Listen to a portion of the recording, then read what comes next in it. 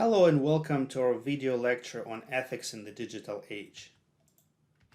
After watching this video lecture, you should be able to explain the main goals of the field of ethics, explain the differences between ethical and unethical decisions, explain the so-called utilitarian principle for making ethical decisions, explain the principle of justice for making ethical decisions, and also discuss some of the rules of thumb for deciding whether a particular decision is ethical or not. So let's start with some basic definitions. Ethics is a subfield of philosophy that deals with normative judgments.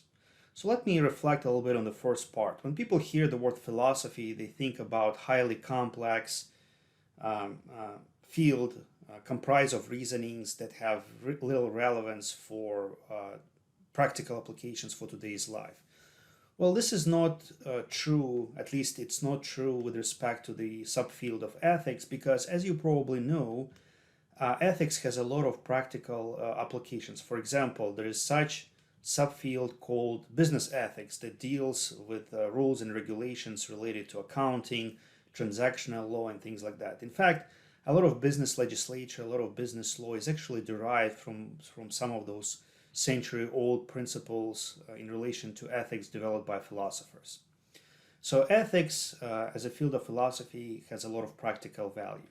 Now, the second part of this point talks about normative judgment. So normative means something based on one's values or norms, and those values and norms, they're helping individuals to decide or make a judgment whether something is good or bad. But in the field of ethics, typically the judgment is in relation of deciding whether something is right or wrong, ethical or unethical. Now, philosophers usually they don't give you specific answers. They rather dwell on complexities of a particular issue, and this is true to the field of ethics. The field of ethics deals with not only values, meaning personal convictions or beliefs, but also principles, meaning rules for guiding decisions, and also theories, meaning general understanding of things that can help one determine whether a particular action or decision is right or wrong, ethical or unethical. Now, another meaning of this word normative is that it's something subjective. So as you probably know, ethical principles can vary between people, different individuals, different families may believe in different things. They may believe in different rights and wrongs. So it's quite natural for different people, even sometimes within one family, to disagree on what is the right course of action for the family. On a broader level, ethical principles may differ among cultures. What's acceptable in one culture is a crime or absolutely unacceptable in another culture.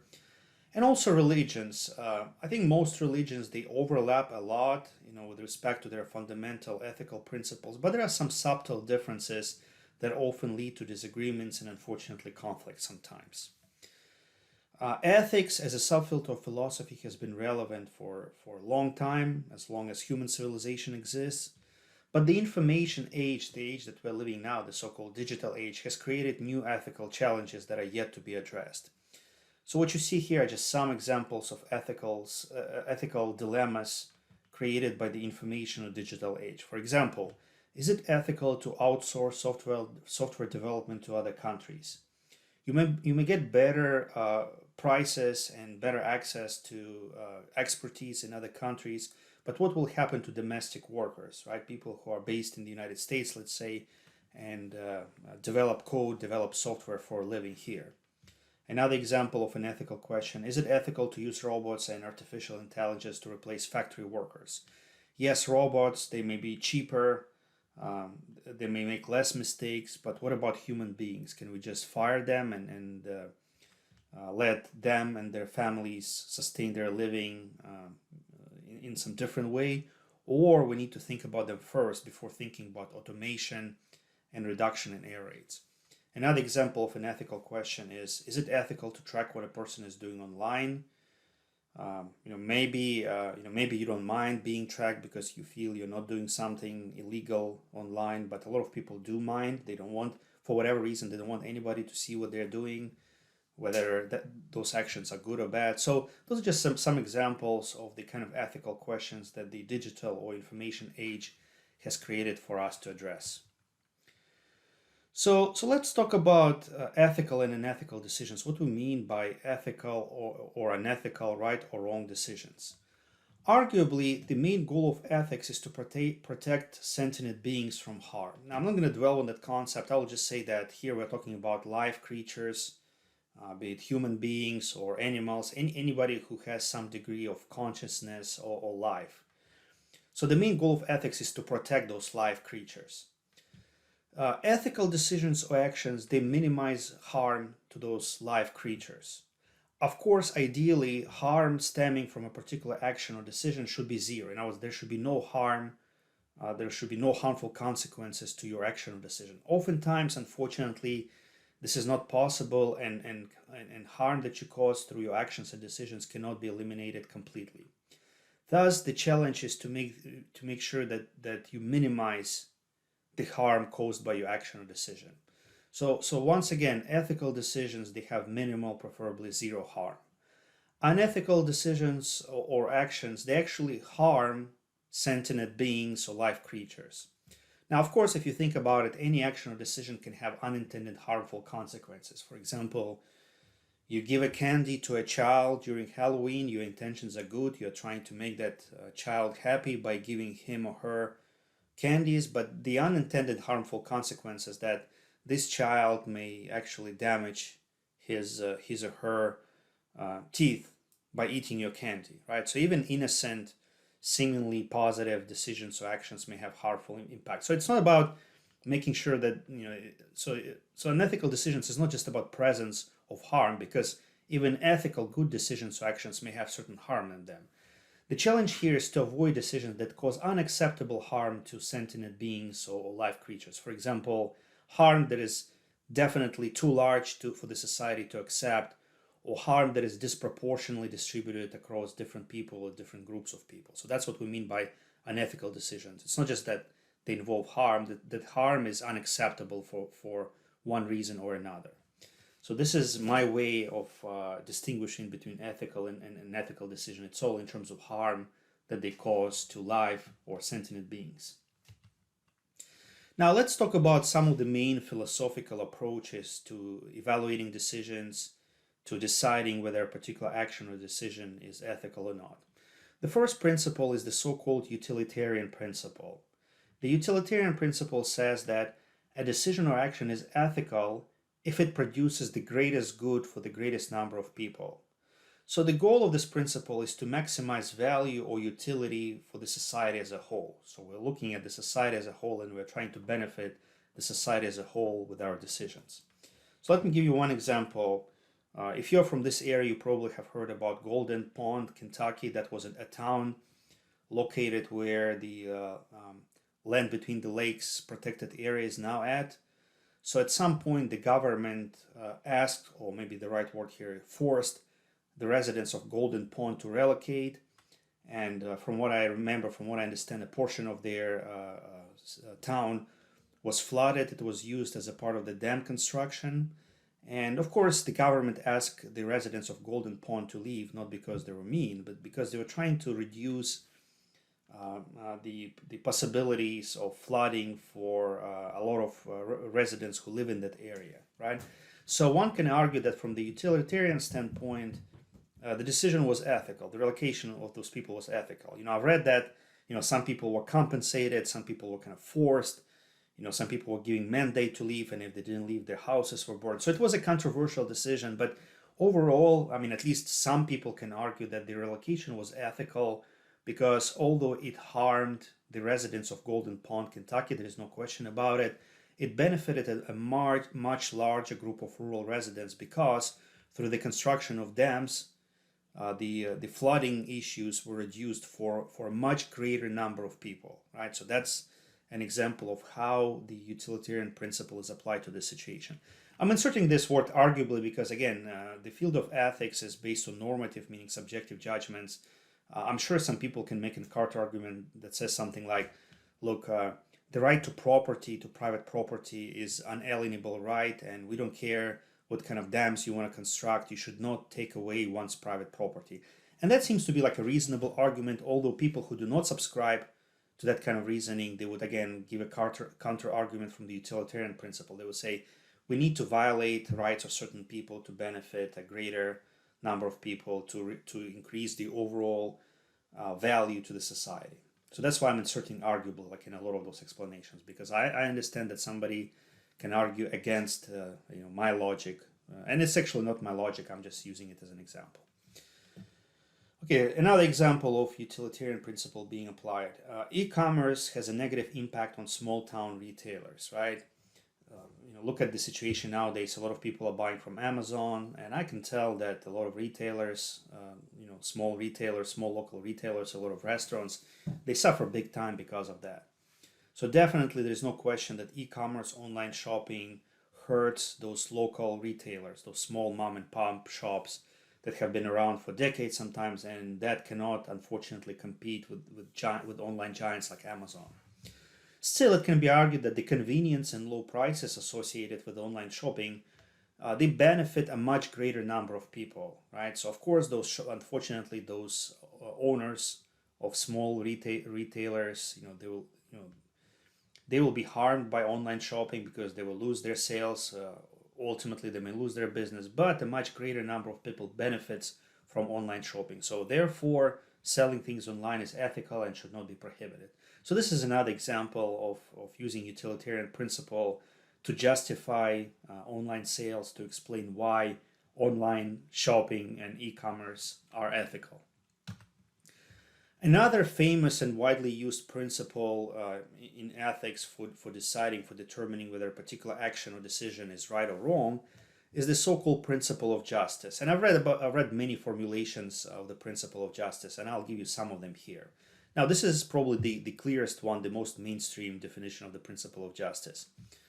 Individuals should be treated the same unless they differ in ways that are relevant for the situation. So basically what it means, individuals should not be treated unfairly, right? Another way of explaining the principle of justice, and I've been using it personally for a long time, although it's a bit indirect, it basically states that individuals have certain rights and we should not take those rights away from them across all individuals and all groups of individuals, okay? So that's another way to formulate the principle of justice. One small comment here regarding cultural differences. A lot of philosophers, a lot of researchers, they point that the principle of justice seems to be practiced more by Western societies, such as the United States, while the utilitarian principle seems to be more common in Eastern societies, such as China, let's say, right? Now, it doesn't mean that there are no exceptions from that. There are some situations where, people in different cultures, they use both principles, but it's just like a general tendency. People in the United States, decision makers in the United States, they seem to be leaning towards principle of justice, while decision makers in the East, let's say such countries as China, Thailand, Philippines, they seem to be leaning more to that value for the community principle, which is the utilitarian principle. So let me give you some examples of the application of the principle of justice. It is unethical for an HR manager of a technology company in Nashville to give hiring preferences to those who were born and raised in Nashville. Why? Well, arguably one's place of birth is not relevant to his or her ability to perform a particular task related to technology. Okay? So people who apply to this technology company should be treated the same, right? Unless, of course, there is a real difference relevant for the job. For example, knowledge of particular technologies. Then you can discriminate against people who do not know the technologies, who do not have the technology skills for doing this job, because this is something that is relevant for this position. But whether they were born in Nashville or in Kentucky, that's not relevant and should not be used for discriminating against those applicants, because this is not fair, right? That's what the principle of justice is. Second example, it can be argued that it is ethical to have wealthier people pay a higher portion of their income in tax, because they differ in their ability to sustain their living with their income. So arguably, even with the higher tax, wealthier people still have enough funds to sustain their living. Now, the reverse is not true for lower income people, because if you take a big portion of their income to tax, then they may not have enough money for basic necessities such as food and shelter. So that's the argument. Now, of course, a lot of people disagree with that. I approach this, debate from a totally different angle. But personally, I'm a proponent of a flat tax rate because I believe ultimately it benefits people in lower income category, right? But again, it's a debatable subject. I'm just giving you an example as to how you can use the principle of justice to explain that. So, in other words, wealthy and not so wealthy people, they differ in terms of characteristics that are very relevant for this decision, and therefore we can treat them differently, and that differentiated treatment is still ethical in accordance to the principle of justice. Example 3. It is unethical for a website to use discriminatory practice pricing where one's IP address is used to determine how much to charge for a particular product or service. I've heard all kinds of rumors about websites using one's location and IP address as a proxy of for that location to identify people and offer them different prices. For example, I had this feeling myself, and I asked other people about this, and they also had the same feeling. Like sometimes when you're trying to buy an airplane ticket, yeah, you're traveling somewhere. Sometimes you want to get the best price, so you keep looking at different prices by changing dates and airlines using a particular booking service. And on some occasions I've noticed that the system kind of understands that I'm really interested in that trip. I'm really desperate to go there, let's say, for personal matters. And they will actually, next time you try to recheck prices for that particular route, they will actually increase the price for that route. So I had this feeling, I asked some people about this, they also had the same kind of feeling, although it seems to be legal to do something like that, to discriminate prices based on IP. Or let's say, I think if consumers find out that this is what websites are doing, I don't think they will like that. I don't think they will accept that kind of practice because they will think that it's an unfair practice. For example, let's say you really need to travel somewhere because of, God forbid, some some tragic event in your family, and it's unfair for the airline to charge you a higher price because you have that need to attend to that event that is a result of a tragedy that you just had as a family, right? Now, and overall, and sometimes IP addresses, they're related to the area where you live, and that is often linked to demographics like your race, your income. So pricing things differently based on that can also be viewed as a type of discrimination. However, it can be argued, again, using the same principle of justice, that it is ethical to charge a higher shipping rate somebody who lives in Alaska because the distance over which a particular good or product can be delivered should be delivered is much greater. So somebody who is shopping in Kentucky versus in Hawaii, they differ based on the characteristic that is relevant for this issue of how much to charge somebody for shipment, right? But one's family situation is not relevant for deciding whether to charge a higher or lower price for an airline ticket. So that's another example of the justice principle being applied to a particular situation involving information systems. Now, in addition to those broad philosophical perspectives, there are simple rules of thumb for making ethical decisions. The first rule of thumb is the so-called golden rule that can be found in many religious texts. I'm sure you've heard about this principle: treat others as you want to be treated. So the key question here is, would you be comfortable if somebody did the same thing to you? If you're comfortable, then your action or decision may be classified as ethical. If you're not comfortable, if you don't want somebody to do the same kind of action or decision towards you, then your action or decision may be classified as unethical. A very powerful yet simple rule of thumb for deciding whether what you're doing is good or bad. There's also the so-called Wall Street Journal principle. I've heard many names for this principle. Like one person who seems to be practicing this ethical principle is Warren Buffett. That's where I got this name, Wall Street Journal principle. So if you're about to make an action or decision, imagine that the next issue of Wall Street Journal will have a story about your action or decision on the front page. In other words, everybody will find out about it. So the question is, will you be comfortable if everybody knows about it? If you're comfortable with everybody knowing about what you did or what kind of decision you made, then your action or decision may be classified as ethical. If you're not comfortable, then your action or decision may be classified as unethical. So those are simple rules of thumb for deciding whether a particular decision is ethical or not. So that completes our video lecture on ethics in the digital age. Thank you for listening.